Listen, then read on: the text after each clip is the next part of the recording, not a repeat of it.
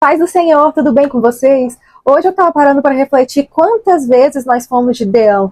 Eu já fui Gideão, você já foi Gideão, nós já fomos Gideão. Mas para contextualizar, eu vou contar a história de Gideão para vocês. Gideão achou que Deus o abandonou. Eu vou colocando os versículos, tá? Eu vou contar a história, mas eu vou colocando os versículos para vocês aqui. Gideão foi um profeta que achou que Deus tinha o abandonado e entregado nas mãos dos midianitas. Mas, na verdade, quem tinha abandonado Deus eram os filhos de Israel quando foram adorar outros deuses. E Gideão duvida da sua força com a sua insegurança e síndrome de inferioridade. O próprio Deus o chama e ele diz que a família dele é a mais pobre de Manassés e que ele é o menor na casa do pai dele. Deus diz claramente aqui que estará ao lado dele e que por isso ele derrotará os midianitas. Mas mesmo Deus confirmando, Gideão pede um sinal a Deus. Deus confia uma grande missão na mão de Gideão, que é derrubar o altar do deus pagão Baal, que era inclusive do teu pai, do pai de Gideão, no caso, e no lugar dele fazer um altar fortificado para Deus. Por quê? Vamos entrar no contexto. Primeiro que o altar é uma aliança, e não dá para vencer os inimigos de fora sustentando as alianças de dentro. A libertação externa começa com a libertação interna também. O altar do pai dele representa crenças antigas, pactos, práticas que normalizamos, bagagens antigas. Você não pode levar bagagens do passado, como muitas vezes nós queremos trazer as bagagens do passado junto com a nossa nova vida, né? A vida que a gente entregou para Deus. Quando nós aceitamos Jesus, Deus te dá uma nova identidade, porque Ele quer primeiro mexer no que você alimenta, quando ninguém está vendo. E você só pode colher a promessa quando você troca o altar. Quais são os altares que hoje você tem que mexer na sua vida para colher a tua promessa? Segundo, Deus mostra que é um Deus único. Ele não cabe numa caixa. Por muitas vezes nós tentamos colocar ele, decifrar, mas ele não aceita um coração dividido, que adora outros deuses. Por exemplo, mamon, pornografia, outras entidades de outras religiões. Quantas vezes as pessoas querem adorar a Deus, mas tem práticas que involuntariamente adoram outros deuses, até música, gente. Às vezes nós fazemos coisas involuntariamente, não temos consciência do que a gente está fazendo. Tem músicas que são rituais, que chamam entidades, entendeu? Eu já estive lá do outro lado, então eu sei como que funciona. Tem músicas que são rituais, até o barulho do tambor. Tem músicas, por exemplo, música de carnaval, tem algumas músicas que até o barulho do tambor chama entidade. Tem músicas que adoram entidades de forma disfarçada. Por exemplo, teve uma música aí do mundo gospel que acabou de lançar, que fala de Zé, de Maria, mas, gente, a pessoa que tem o discernimento do Espírito Santo, ela não vai engolir isso.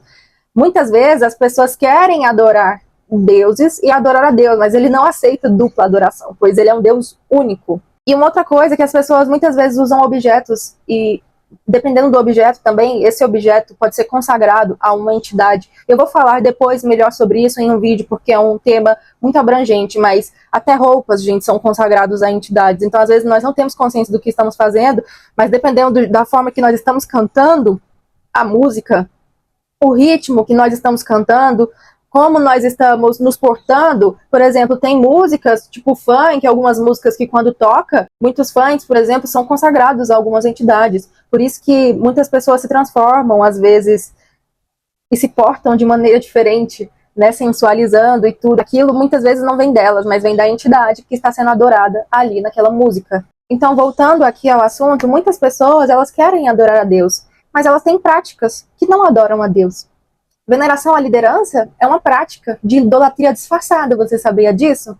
A adoção de rituais espirituais, por exemplo, quando você quer chamar... Já vi, nossa, muita jovem fazer isso. Quando quer que algum menino se apaixone por ela, e faz aqueles rituais de colocar canela, de colocar...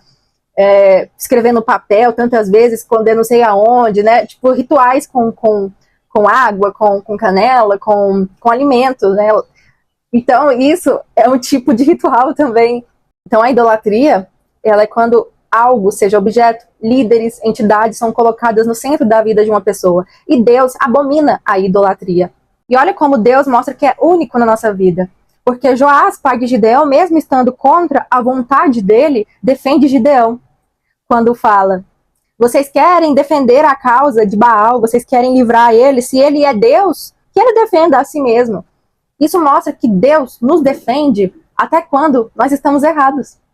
para manifestar a sua glória, porque ele é Deus, ele não precisa de ninguém para defendê-lo, mas nós precisamos dele para nos defender. Deus usa os ímpios, gente, usa os ímpios para fazer a tua vontade. Olha Joás, ele afronta o próprio Deus dele, Deus Baal. Isso mostra que se você fizer alguma coisa errada, será que o seu Deus vai te defender? O Deus lá das suas outras religiões? Será? Será que a sua pombagira, que você tanto venera, vai te defender? Deus, o nosso Deus, é um Deus misericordioso que te perdoa, que te traz para o caminho certo quando você é desobediente. A pombagira acaba com você. Quantas vezes eu vi relatos de pessoas querendo sair da religião delas e as entidades acabam com ela porque sabe que se elas tiverem um encontro com Deus, elas mudam de vida, porque isso não pertence a Deus, gente. Engraçado que Joás, ele fala, né, se ele é Deus, que ele defenda a si próprio. Então, será que esses deuses, tanto os deuses antigos quanto os deuses que nós adoramos hoje, são deuses de verdade, que eles precisam de alguém para defender eles? Se eles não são Deus, eles que se defendam, né?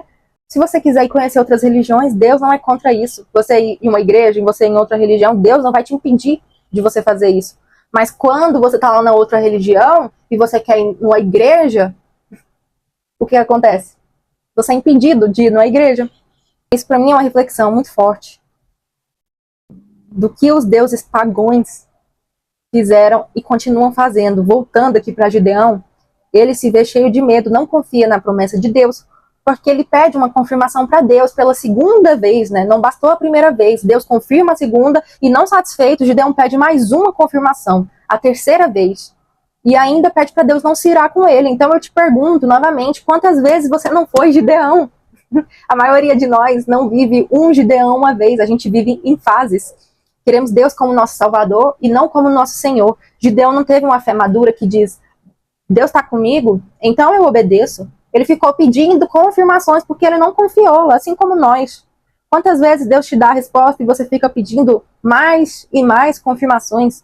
Muitas vezes, mesmo Deus estando com a gente, na nossa cabeça nós ainda estamos duvidando, tanto que Deus não foi o suficiente para Gideão e precisou provar por meio de outra pessoa que ele iria vencer pelas mãos do Senhor, né? Porque Gideão foi lá quando ele estava na batalha, então numa noite que sucedeu a batalha, ele foi no lado opositor e ele escutou a conversa dessas pessoas. Então, uma dessas pessoas disse que teve um sonho que Gideão vencia a batalha. E aí Gideão começou a confiar, sabe?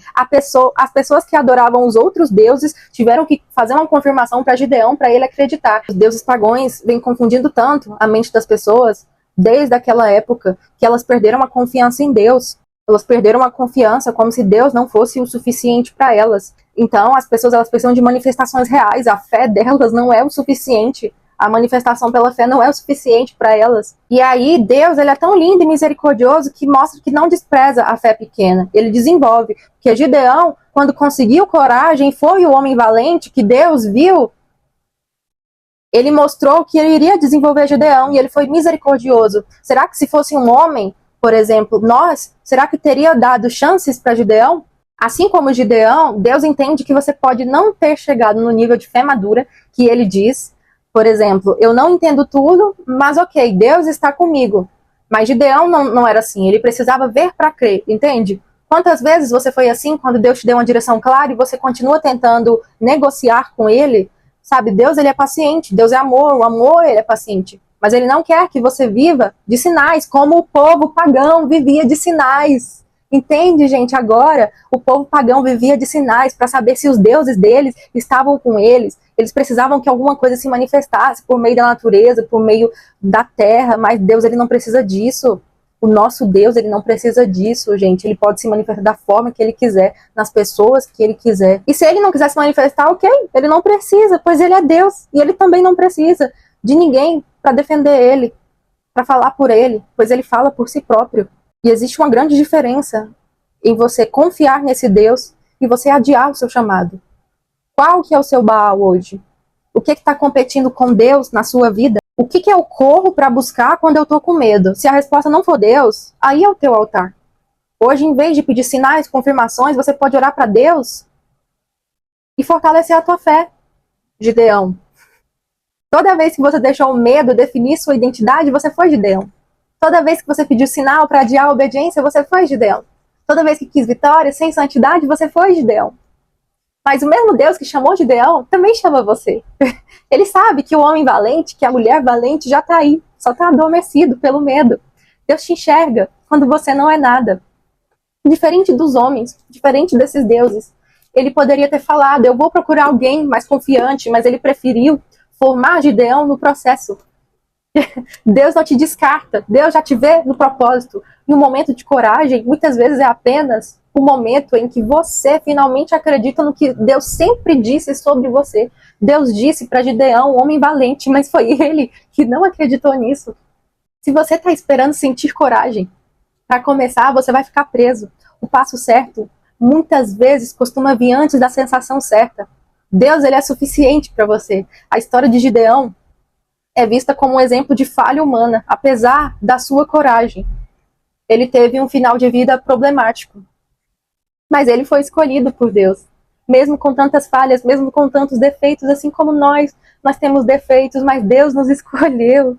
Nós temos defeitos, mas Deus, ele é misericordioso, ele é paciente. E ele te forma no processo. Então, ele diz para você hoje, você é valente, você é homem valente, você é mulher valente, e eu acredito em você. Mas você precisa acreditar em você.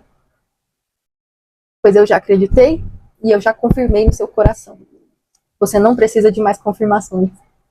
Pessoal, esse foi o vídeo de hoje. Eu espero muito que vocês tenham gostado dessa palavra.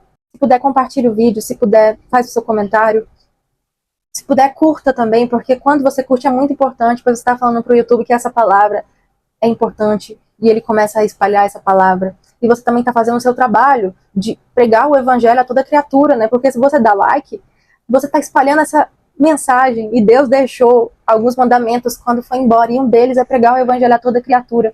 Então, se você gosta desse ministério, se você quer contribuir de alguma forma, dá o seu like, compartilha, dá o seu hype. Tem como hypar o vídeo, se tiver essa opção, por favor, dá o seu hype.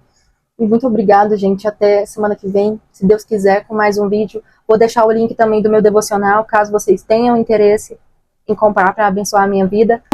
Até mais, gente. Muito obrigada por ter assistido esse vídeo. Eu estou muito feliz porque senti muita presença do Espírito Santo aqui. Então eu sinto que ele falou com pessoas hoje. Deus abençoe a vida de todos vocês. Até mais.